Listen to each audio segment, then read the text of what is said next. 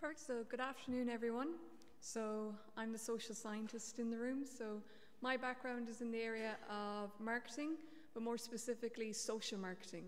So not the social media side, but more the behavior change, trying to assess how we can actually change people's behaviors, their values, understand their motivations, what they actually know about ocean literacy and marine science communication, and using that information then to develop better communication strategies, better interventions, better events, and better activities within the area of marine science communication.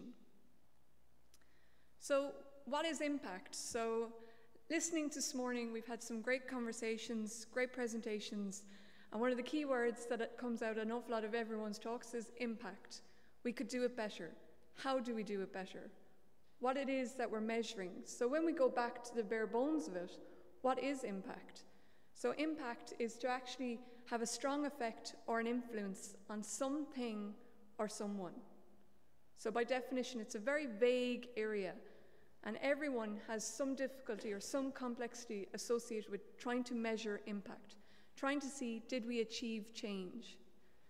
And it's further complicated because impact on something.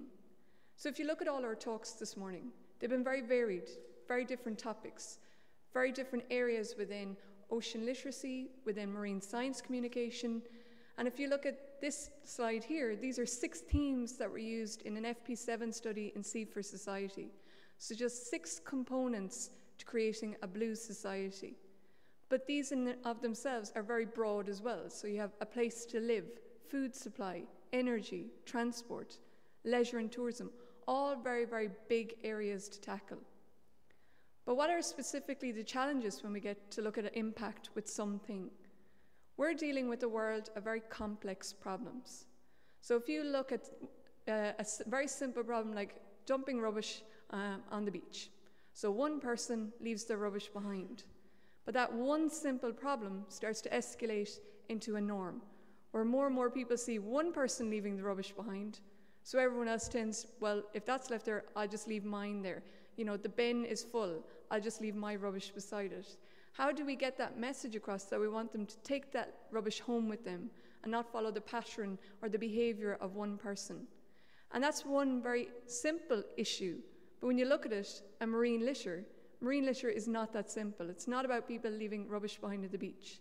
You have the rubbish that comes in from the oceans, the pollutions from the oceans, and then trying to communicate that message across to the public and to citizens, which can be very, very difficult. And if you look here, we also have very complex environments. So as Paul said this morning, every country has their own approach. Every country has their own way of dealing with things. Every country has their own specific problems that, where you actually look at it, they're very intrinsic to that country, to your heartland. And when you start to look at the problem and the issues, and then look at your environment, then you see that that something becomes a very difficult issue in terms of impact. Impact on someone. So someone, by its very nature, tells you that it's one person, one group. But when you're dealing with ocean literacy, when you're dealing with marine science communication, there is more than just one person. There's more than just one group, and there's more than just one level in society. So if you look, you have your policymakers, your regulators, your decision makers. So your top level, upstream level. And in order to engage with them, there are very, very different approaches that you will take to understand the issues from their perspectives. If you look more at that middle level, where we have our scientists, where we have our industry, and when you're looking at some of the great presentations today in terms of all the different science that's taking place, how can we communicate that? How can we make sure that that impact translates across, not just within the world of academia, but also in the public area? And you also have the downstream levels, so our public, our society, all those different areas. So it shows you that impact is difficult. It, of course, is going to be difficult when you have that some things and some ones involved.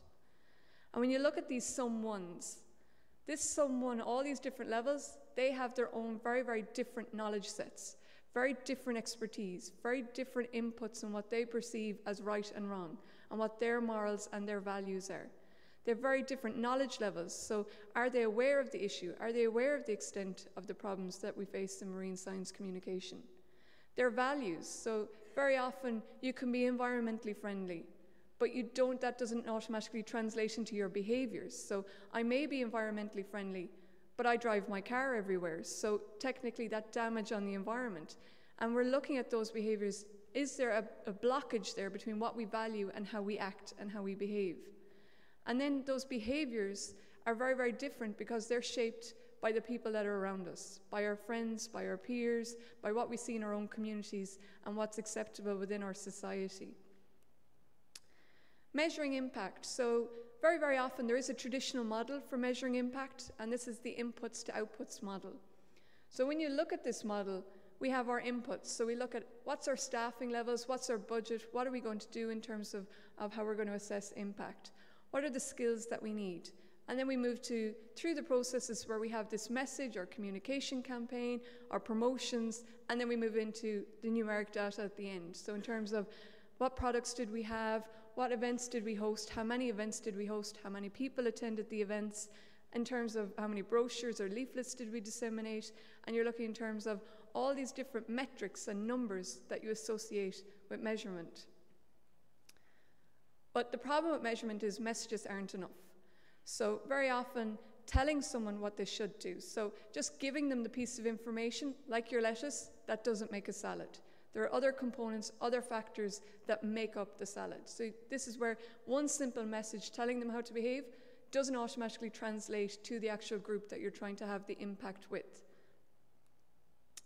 Many other things. So when you're looking at this, so as well as that, the rest of the salad comes by the factors that you have to look at, such as their knowledge levels. What is their awareness of the topic? Are they even aware that it's an issue? What is their motivations for engaging in the behaviors that they're doing? So they may have the wrong behaviors at the moment, but what do they know the impact of actually carrying on with those behaviors, the impact that they have on the oceans, the impact that they have on the people around them and future generations? And very often, as a group, we assume that they know that they have to take care of the environment. They have to take care of the oceans for future generations. But very often people know, but they just don't care. Or they know, but how can they be expected as one person to achieve change for all of society and future generations around the world? And that's strict parenting communication styles that we have. So don't do this. You should do more of this. Very often people kind of go, well, why is it always at me? Why are campaigns always targeted at my behavior, my individual?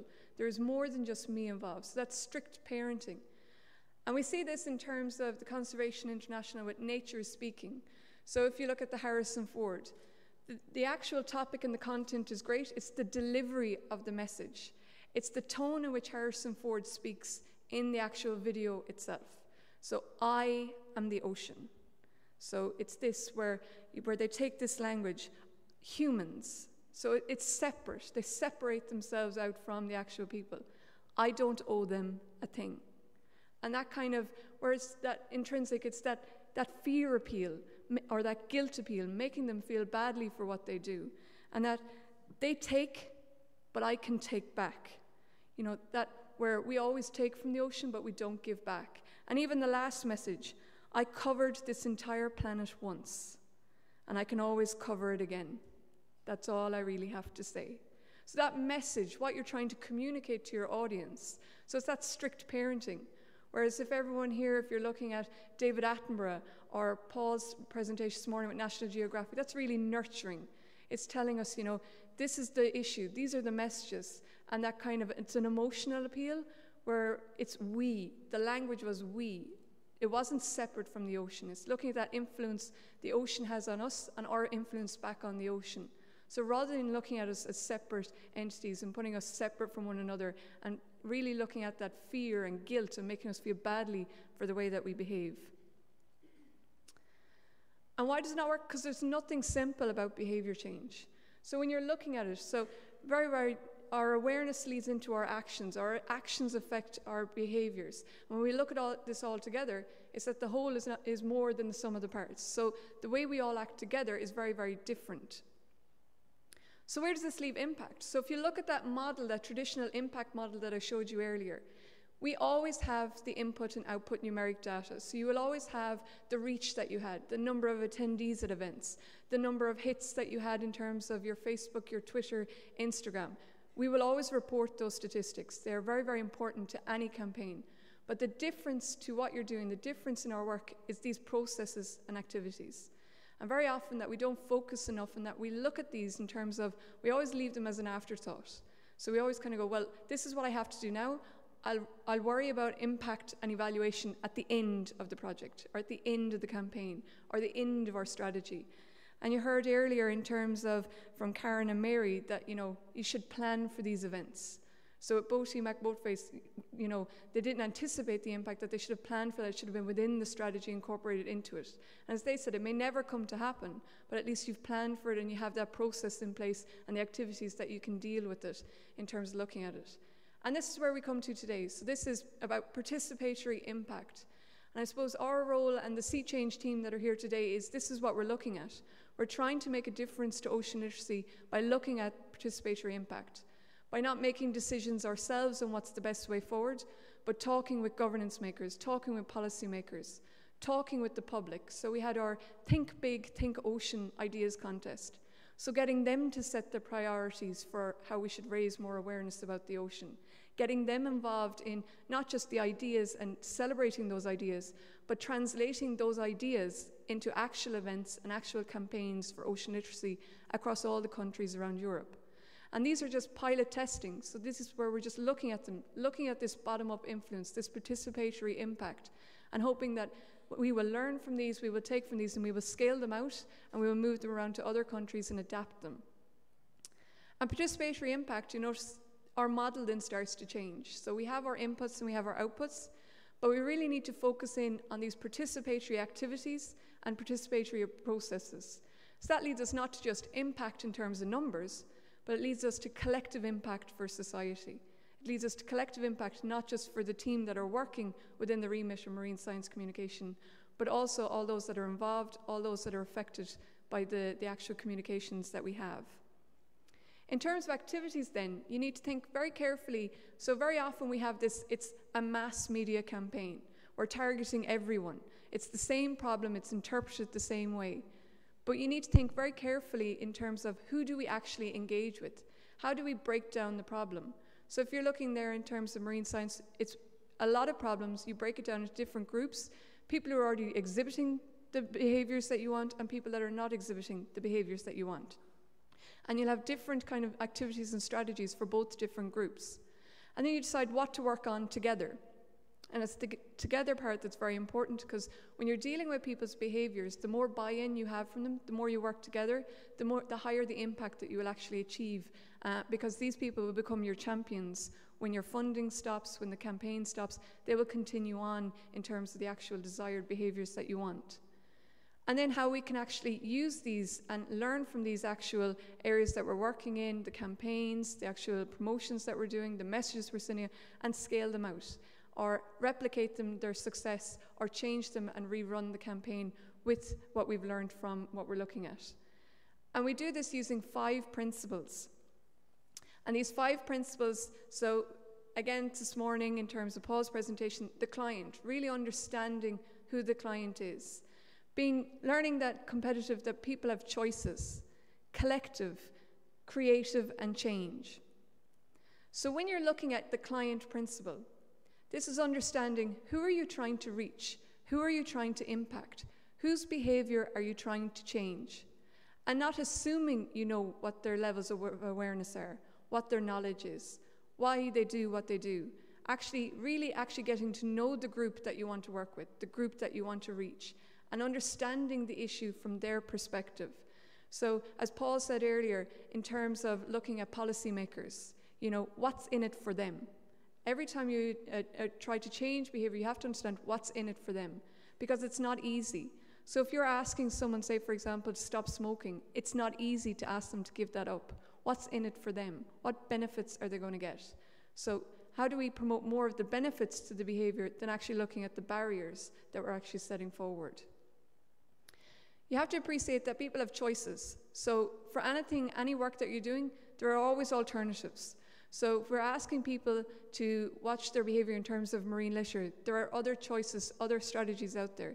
not just in relation to marine science communication, but their own lives. So people are always being asked in terms of their behaviours that they have to watch what they eat, they have to watch how they drink, they have to watch how they drive, they have to watch everything in terms of their lifestyles, health, fitness, and we're adding one, when we keep asking more and more of them, it's in terms of that understanding that there are always different behavioural tasks out there as well. So it's that appreciation that they have choice and the decisions that they make. It's about being collective and knowing that your problem is within a system, that the issue that you're looking at is only one component within the actual system itself, and understanding that people are in systems. So they have their own environments, they may behave differently in a work environment than they do in their home environment. And it's appreciating all those different systems in which people actually live. And then you have that creative, so that really that different task that you're looking at. How can we approach this differently? So if you're looking at Boaty McBoatface, I mean, you couldn't get more creative coming from people themselves and giving you the name and like taking that on board and looking at the exposure that you get in terms of the impact that's there. And then looking at that in terms of, well, we have Sir David Attenborough, but we have one part of the ship, Boaty McBoaty. So it's that creative style, that different style that you're actually going to bring into the actual campaign itself. And then you want to change, and asking people to change is very difficult. But when you look at all those different components, when you appreciate who they are, what they stand for, what their motivations are, when you understand that they have choices and take that into account, when you understand the system in which they're in and you try to pitch it differently, then you can actually help to change their behavior because you're working on it together rather than telling them what they do, what they shouldn't do, what they don't do, or separating them apart from marine science communication. So they are the activity components. And then we have to look at our processes, what we're actually doing.